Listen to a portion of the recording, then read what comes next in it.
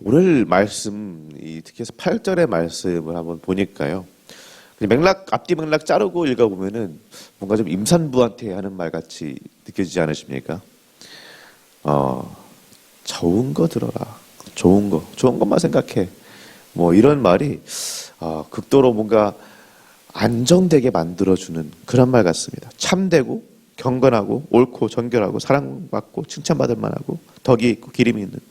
한마디로 이 좋은 것들만 생각하라라고 사도 바울이 지금 빌립보 교회 교인들한테 권면을 하는데요. 그래야 할 이유가 있죠. 빌립보 교회가 어떤 교회입니까? 빌립보라는 도시 자체가 이방인의 사도라고 이름 지어졌던 바울에게 있어서 굉장히 중요한 교회입니다. 이방인 선교의 교두보 같은 곳이 이 빌립보였고요. 그곳에서 처음으로 바울이 이방인 사역을 시작했습니다. 보통 새로운 도시를 가면은 바울이 어떻게 했나요? 유대교의 유대인의 회당을 먼저 찾아가서 거기서부터 복음을 전했는데 빌립보에서는 그랬다는 기록이 없습니다. 아마 유대교 회당조차 없을 정도로 굉장히 어떻게 보면은 이방인의 그런 도시 같은 곳이 빌립보였다는 말이겠죠. 그러니 얼마나 이방 사상들, 종교들 그런 것들이 판을 쳤겠습니까? 이런 곳에서 어떻게든 예수 그리스도를 믿고 그 신앙을 유지하고 지켜나가려고 했던 사람들이 빌립보 교인들인데 그게 얼마나 힘들었을까요? 조금만 방심해도 별의별 이상한 것들이 머릿속에 들어오기 정말로 쉽습니다. 그리고 그것들이 머릿속에 따리를 틀고 내 신앙의 방향성을 틀어버리기가 너무나 쉽죠.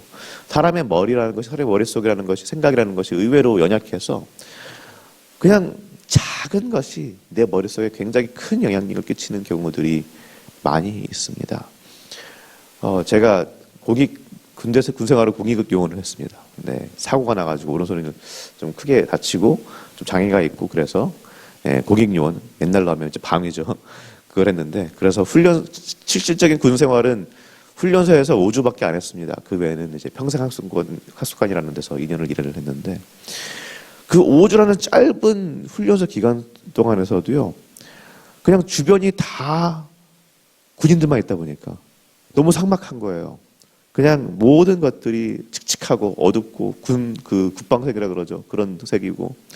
그런 데 있다 보니까 뭔가 계속해서 아름다운 것, 예쁜 것, 뭔가 뭐라도 찾게 되는 거죠. 그래서 아직까지 제 기억에 남아있는 게 뭐냐면 저희 생활관 막사죠. 막사 제가 2층에 있었는데 2층으로 딱 계단 올라오다 보면은 전화할 수 있는 전화 부스가 있었습니다. 근데 그 전화 부스에 그 콜렉트콜 광고 조그만한 스티커 같은 게 요만한 게 있었어요. 근데 콜렉트콜 광고 스티커에 웬 아리따운 여인께서 딱 전화하세요 하는 그 포즈로 들고 있는 사진이 거기 딱 있는 겁니다. 근데 생활관으로 올라갈 때마다 그 사진 보는 게 너무 좋았어요. 그리고 그 이미지가 아직까지 제 머릿속에 박혀 있습니다. 아직까지 그 파란색 옷까지 기억나는 그렇게 깊이 제 머릿속에 박혀버렸어요. 힘든 상황이라면요, 어려운 상황에 있으면 별의별 것들이 머릿속에 다 들어오고 그것이 따리를 틀고 힘들게 만들 수 있습니다. 그리고 사람은 의외로 바보 같기도 해서요, 외부에서 들어온 생각하고 내 생각을 쉽게 구분하기가 어렵습니다. 저 같은 경우 지금 제가 드린 말씀에서는, 이야기에서는 그냥 뭐 그림 하나, 사진 하나지만 이 정보화의 시대 속에서 얼마나 많은 것들이 우리 머릿속에 들어옵니까? 그런데 그렇다고 그러면 그냥 악하고 더러운 것들, 세상의 어떤 그런 생각들, 종교에서 나오는 것들, 그런 것들을 머릿속에서 없애버리려고 노력만 하면은 그러면 될까요? 가능할까요? 성도님들, 지금부터 수박 생각하지 마세요. 지금 이 상황에서 수박을 떠올리지 않으신 분이 계십니까? 안 되죠. 사람은요, 무엇인가를 떠올리지 않으려고 하면 할수록, 생각하지 않으려고 하면 할수록 그것들을 더 떠올리고 생각하게 되는 게 인간의 성질입니다. 그러니 하지 않으려고, 보지 않으려고, 생각하지 않으려고 할 것이 아니라 다른 것, 더 좋은 것, 좋은 것으로 머릿속을, 우리의 영을 채워야 한다는 것입니다. 뭘로 채워야 될까요? 우리 8절 말씀 다시 한번 읽어보겠습니다. 끝으로 형제들아, 무엇에든지 참되며 무엇에든지 경건하며 무엇에든지 옳으며 무엇에든지 정결하며 무엇에든지 사랑받을 만하며 칭찬받을 만하며 무슨 덕이 있든지 무슨 기림이 있든지 이것들을 생각하라. 아멘. 이런 것들을 생각하라는 겁니다. 먼저 참되고 경건한 생각. 요즘 카톡만 봐도 별의별 이상한 정보들이 많이 나돌아다니죠. 얼마 전에 어머니가 저한테 카톡을 하나 보냈는데 내용이 뭐 이런 겁니다. 대충 보면은 뭐 2번 이상 끓인 물은 마시지 말아라. 2번 이상 물을 끓이면 화학 반응이 물 안에서 일어나서 안 좋다. 뭐 이런 내용이었습니다.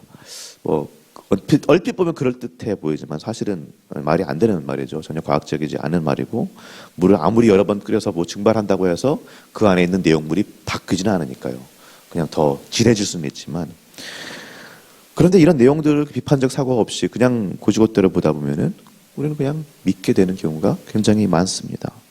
물론 이런 거 믿는다고 우리의 몸과 마음에 영혼에 큰 문제가 생기거나 하지는 않지만 우리가 카톡이나 SNS상에서 흔히 보는 신앙에 대한 내용들 중에서도 굉장히 교묘하게 우리를 죽이는 그런 말들이 돌아다니고 그런 내용들이 있습니다. 그리고 그것들을 그냥 고지고대로 그냥 읽고 고지고대로 믿다 보면은 천천히 우리의 영이 병들게 되는 거죠. 그러나 사도 바울은 지금 빌립보 교회에게 뭐라고 말합니까? 참된 생각들, 경건한 생각들, 예수 그리스도의 말씀 위에 바로 선 것들을 보고 생각하라고 말씀합니다. 우리 머릿속을 뭘로 채우라고요? 참되고 경건한 예수 그리스도의 말씀으로.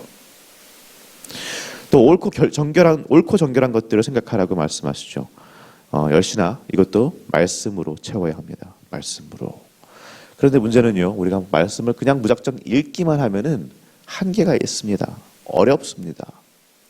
성경과 우리들 사이에서는 2000년이라는 시간적 거리가 있고요. 또 이스라엘과 한국이라는 그런 공간적, 문화적 거리가 있습니다. 그러다 보니 말씀이 어떤 말씀입니까? 그 당시의 상황 속에서 유대인들의 문화와 헬라인들의 문화를 차용해서 그들의 언어를 가지고 선포되었던 말씀이 우리가 가지고 있는 성경인데 이게 아무리 잘 번역이 되어 있다고 해도 그냥 우리가 그냥 아무 생각 없이 그냥 읽다 보면은 오류가 생길 수 있고요. 그러다 보니 어려운 것이죠. 그래서 우리가 성령의 도우심도 구해야 되지만 또 이 성경을 해석하기 위해서 훈련받은 목사들이 있는 거죠. 그러니 성도님들 부지런히 예배로 나오셔야 됩니다. 부지런히 예배로 나오시고 예배 안에서 선포되어지는 말씀을 들으셔야 됩니다. 직접 나오실 수 없으면 온라인으로라도 들으시면서 말씀을 가까이 접하시고 해석되어진 말씀을 접하실 수 있는 그런 우리 성도님들이 되시기를 축복합니다. 또 말하죠. 사랑받을 만하고 칭찬받을 만한 것. 이 세상을 보면은 참 소망 있는 이야기가 잘 들려지지 않죠. 희망을 이야기하는 것이 아니라 냉소적이고 부정적인 것들만 사실 이야기가 되고 화제가 됩니다. 근데 그렇다고 해서 우리가 세상 돌아가는 일에 등을 돌려야 된다는 이야기는 아닙니다. 그냥 귀를 닫고 듣지 마라 뭐 이런 얘기도 아닙니다. 물론 우리가 그런 부정적인 이야기들도 세상에서 돌아가는 이야기들도 들어야 되고 왜 이런 일들이 벌어져야 되는지 생각하고 분석하고 하나님 앞에 도와달라고 구해야 되는 것이 성도의 몫인데 그냥 거기 함몰되면 안 된다는 거죠. 그럼 아무것도 되지 않고요. 그런 와중에서도 그런 더럽고 뭔가 부정적인 세상 속에서도 우리는 하나님의 선하심을 바라보고 하나님이 지으신 이 세상의 아름다움을 생각할 수 있어야 됩니다. 그러면서 오히려 하나님 나라의 그 아름다움, 선함을 이 땅에 회복해가는 그 사역을 감당해야 될 줄로 믿습니다. 지금 사실 억지로라도 교회가 사랑받고 칭찬받는다고 말하기는 좀 어렵죠. 물론 이게 이 시대의 어떤 시대 정신 때문이기도 하지만 또 교회가 빛과 소금으로서의 역할을 잘 감당하지 못했기 때문이기도 합니다. 그러니 정말 이 세상의 이 비관적이고 냉소적인 이 시각에 함몰되지 않고 그러나 또 아예 등 돌리지는 않으면서 그리스도의 사랑으로 이 땅을 회복해 가시는 우리 성도님들 되시기를 주 예수 그리스도 이름으로 축복합니다. 또 그러면서 바울이 9절에서 이렇게 말합니다. 우리 9절 말씀 한번 읽어볼까요? 너희는 내게 배우고 받고 듣고 본 바를 행하라. 그리하면 평강의 하나님이 너희와 함께 계시리라. 아멘. 굉장하죠. 내가 배우고 내가 너희에게 너에게 가르쳐준 대로 배우고 받고 듣고 본 바를 행하라. 저도 우리 성도님들한테 이렇게 말할 수 있으면 참 좋겠습니다만, 아직까지는 그 근처에도 가지 못하겠습니다. 지금 바울의 말은 뭔가 본인이 어떤 경지에 이르렀고 본을 보이는 생활을 했고 그러니 그냥 그대로 하면 된다라고 하죠. 저는 저를 보고 본받으시면 안 되고요. 우리는 누구를 본받아야 될까요? 예수 그리스도를 본받아야 됩니다. 복음서에 드러나 있는 예수께서 어떻게 사셨는지, 그분의 십자가만 생각할 것이 아니고 부활일만 생각할 것이 아니고 그것이 핵심이지만 복음서 안에 나와 있는 그분께서 어떻게 사셨는지를 우리가 보고 본받을 수 있으면 좋겠습니다.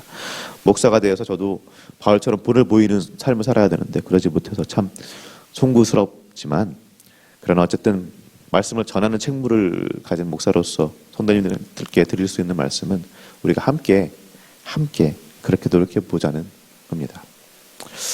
말씀을 정리합니다. 혼란스러운 이 세상 속에 살면서 우리를 지키는 가장 좋은 방법은 좋은 것으로 우리를 안을 채우는 것입니다. 그리스도의 말씀으로. 그냥 말씀을 읽는 것에 멈추는 것이 아니라 해석되어진 말씀. 그러니까 설교 열심히 들으시고요. 예배 나오시고 책도 보시고 그렇게 하나님의 말씀을 알아보고자 애쓰시는 우리 성도님들 되시기를 바랍니다. 또 부정적이고 냉소적인 이 세상의 시각을 뛰어넘어서 그럼에도 불구하고 우리 희망이 되어주시는 예수 그리스도를 바라보고 감사함으로 모든 것들을 그분께 아뢰고 그분이 주시는 평강으로 채워주시는, 그렇게 또 그분을 닮아가는 우리 모두가 되기를 우리 주 예수 그리스도의 이름으로 축복합니다. 이제 말씀을 생각하며 우리 한번 같이 기도하도록 하겠습니다.